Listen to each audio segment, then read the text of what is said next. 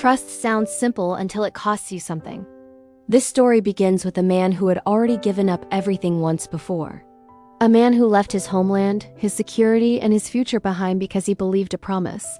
His name was Abraham. Abraham lived in a world very different from ours. He was a nomadic herder, moving with his family, his servants, and his livestock across dry land in the ancient Near East. Life was uncertain. Survival depended on water, weather, and relationships with neighboring tribes. Years earlier, Abraham had heard a call. "Leave your country, your people, and your father's household," God said. "Go to a land I will show you." There was no map, no timeline, just a promise. Abraham obeyed. That decision shaped everything that followed. God promised Abraham 3 things: land, blessing, and descendants. But there was a problem. Abraham and his wife Sarah had no children. Years passed, then decades. The promise seemed to fade with time. Abraham grew older. Sarah grew older. Hope grew thinner. The story does not hide their struggle. They questioned. They doubted. They tried to solve the problem themselves. Eventually, when it seemed impossible, the promise arrived. Sarah became pregnant. Against biology, against expectation, Isaac was born. His name means laughter, because Sarah laughed when she first heard the promise, and later laughed again when it came true. Isaac was not just a child. He was proof. Proof that God keeps promises. Proof that waiting was not wasted. Proof that the future Abraham had trusted God with was real. Isaac grew. He became a boy full of energy and curiosity. The miracle grew up in Abraham's tent, laughing, learning, asking questions, and Abraham loved him deeply. Which is why what happens next is so unsettling. One day, God spoke to Abraham again. This time, the words were not comforting. "Take your son, your only son, whom you love, Isaac, and go to the region of Moriah. Sacrifice him there as a burnt offering on a mountain I will show you." The command is short, precise, and devastating. This moment is one of the most challenging passages in the Bible. It is meant to stop us. Child sacrifice was known in the ancient world, but it was associated with pagan worship, not the God Abraham followed, which makes this command even more disturbing. The story does not record Abraham arguing. It does not show him bargaining. It simply tells us what he did next. Early the next morning, Abraham got up. This detail matters.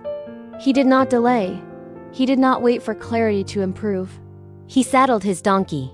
He gathered wood for the offering. He took Isaac and 2 servants. Then they left. The journey took 3 days. 3 days of walking. 3 days of silence. 3 days of unimaginable tension. Abraham knew where this journey was leading. Isaac did not.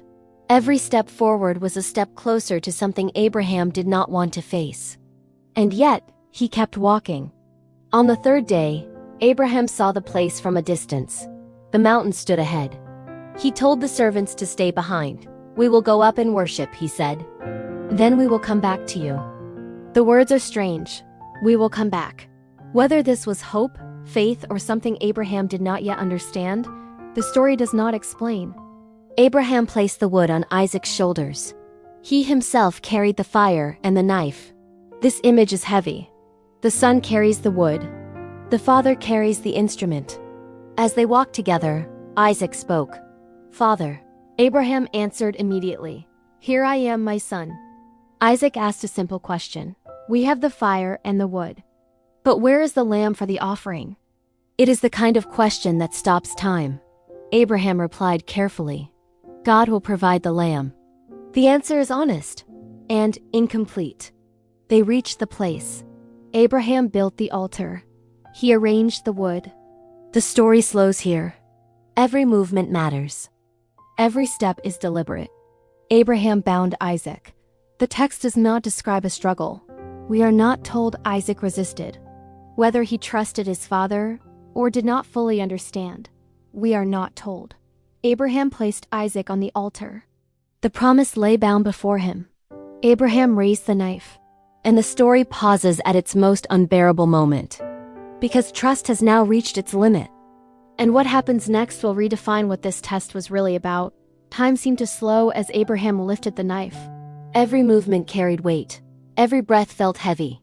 This was the moment the journey had been moving toward since the first step out of the tent. Since the quiet commands spoken days earlier.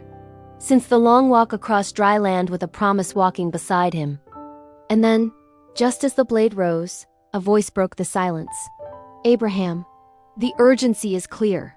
His name spoken twice. Abraham answered the way he always had. Here I am. Do not lay a hand on the boy, the voice said. Do not do anything to him. The command stopped everything. In that instant, the test ended. God spoke again, explaining what this moment revealed. Now I know that you fear God because you have not withheld your son, your only son, from me. This is an important line. Not because God learned something new, but because Abraham learned something about himself. The knife was lowered. The tension released. Abraham looked up. Caught in a nearby thicket was a ram, its horns tangled in branches. A substitute, an unexpected provision. Abraham took the ram and offered it in place of his son. This detail matters deeply. The story does not end with loss. It ends with provision. The place was given a name. The Lord will provide. It was not just a description of what happened. It was a declaration for the future. Abraham had trusted without knowing how the story would end. And now, standing on that mountain, he saw what trust had made room for. But this moment is not only about Abraham. It is about Isaac. The story gives us few details about his thoughts. But we know enough to understand the impact. Isaac had walked up the mountain, carrying the wood. He had trusted his father. He had allowed himself to be bound. This experience would shape him as well. Trust, once given, changes how people live. God spoke again to Abraham, renewing the original promise. Because you have done this, God said, your descendants will be as numerous as the stars. Through your offspring, all nations will be blessed. Notice something important. The promise existed before this test. It is repeated after it. The test did not create the promise. It revealed Abraham's willingness to trust the promise fully. This distinction matters. God was not trying to take something from Abraham. He was showing Abraham that the promise did not depend on the gift. Isaac was never meant to be the source. He was meant to be the sign. This story can feel uncomfortable, and it should. It forces us to wrestle with difficult questions about trust, about obedience, about what it means to place something precious in God's hands. But when we step back, we see something clearer. God does not desire sacrifice for its own sake. He desires trust. The ram in the thicket tells us that. Provision was already waiting. Before Abraham raised the knife, before Isaac was bound, the story reveals that God's tests are not traps. They are invitations to deeper trust. Still, the journey down the mountain was not the same as the journey up. Abraham and Isaac walked together again. The knife was gone. The wood was burned. But something had changed. The promise was no longer theoretical. It had been tested in the most personal way possible. Abraham had learned that trust is not about outcomes. It is about surrender. He did not know how God would keep his word. He only knew that God would. And that belief carried him forward. Yet the story is not finished. Because the meaning of this moment reaches far beyond Abraham's lifetime. Far beyond that mountain. What happened there would echo through generations, shaping how people understood faith, obedience, and provision. But to see that clearly, we need to step back, to reflect on what this test truly revealed, and why it still matters. Because the story of Abraham and Isaac is not only about one father and one son. It is about what it means to trust God when the cost feels unbearable. And the final meaning of that trust is about to come into focus. Abraham and Isaac walked down the mountain together. The climb had been slow and heavy. The descent was quiet. No angels spoke. No fire fell. Only footsteps on stone and the sound of wind moving through the hills. The test was over. But the meaning of it would take a lifetime to unfold. From the outside, it might appear that nothing had changed. Isaac was alive. The promise continued. Life went on. But inside Abraham, something had settled. Trust was no longer theoretical. Before this moment, Abraham trusted God's promise. Now he trusted God's character. That difference matters. Trusting a promise means believing in an outcome. Trusting a character means believing even when the outcome is hidden. On that mountain, Abraham learned that the promise did not depend on Isaac's survival alone. It depended on God's faithfulness. And that faithfulness had been revealed not at the end of the story, but right in the middle of fear. The ram caught in the thicket becomes the turning point of the entire narrative. It tells us that provision was already present before Abraham understood the need, before the knife was raised, before the question was answered. God did not scramble to fix the moment. He had already prepared it. This is one of the deepest truths in the story. Provision often exists before understanding arrives. The test was not about loss, it was about trust without control. In the ancient world, children represented the future. They carried a family's name, land, and hope. Isaac was not just Abraham's son. He was everything Abraham believed God would do next. Being asked to surrender Isaac meant surrendering the future itself. And Abraham did, not because he wanted to lose his son, but because he believed God could not contradict his own promise. Later reflections on this story suggest that Abraham believed God could even raise Isaac from the dead. Whether or not Abraham fully understood that idea, the point remains the same. He trusted beyond logic. This story also reshapes how we understand obedience. Abraham did not obey blindly.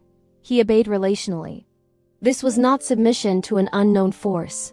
It was response to a God who had walked with him for decades. Trust is never built in a single moment. It is built over time.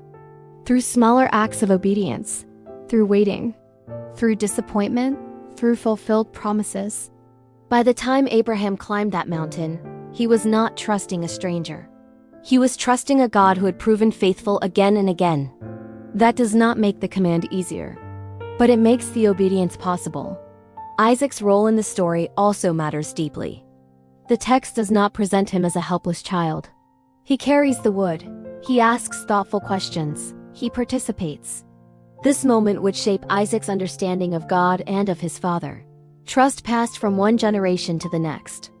The story does not tell us what Isaac felt later, but we can imagine that he never forgot that mountain. The place where obedience met mercy, where fear gave way to provision. The name Abraham gave the place says it all. The Lord will provide. Not did provide. Will provide. It is a statement meant for the future. This story reaches far beyond Abraham's lifetime because it sets a pattern. God does not delight in taking what we love. He delights in showing that he is trustworthy with what we love. The test was never about sacrifice for sacrifice's sake. It was about alignment. Would Abraham trust the gift more than the giver, or the giver more than the gift? That question still matters. Because everyone places something on the altar. Security, plans, relationships, dreams. Trust is revealed not when those things are safe, but when they are at risk. The story of Abraham and Isaac does not ask us to imitate the event. It asks us to examine the heart. What do we hold so tightly that trust feels impossible? What future do we believe God cannot restore if surrendered? This is not a story about cruelty. It is a story about confidence in God's faithfulness. And it ends not in tragedy, but in blessing. God reaffirmed the promise. Descendants would come. Nations would be blessed. History would move forward. Generations later, people would look back to Abraham as the example of faith, not because he never struggled, but because he trusted when it mattered most. The mountain did not erase Abraham's doubts. It refined them. Trust became deeper, more grounded, less dependent on circumstances. That is why this story endures. Because it speaks to moments when obedience feels unreasonable, when trust feels dangerous, when the cost feels too high. It reminds us that God's provision often waits just beyond the point of surrender, and that the truest measure of trust is not what we say we believe. It is what we are willing to place in God's hands. Abraham placed his future there, and discovered that God had already prepared the answer.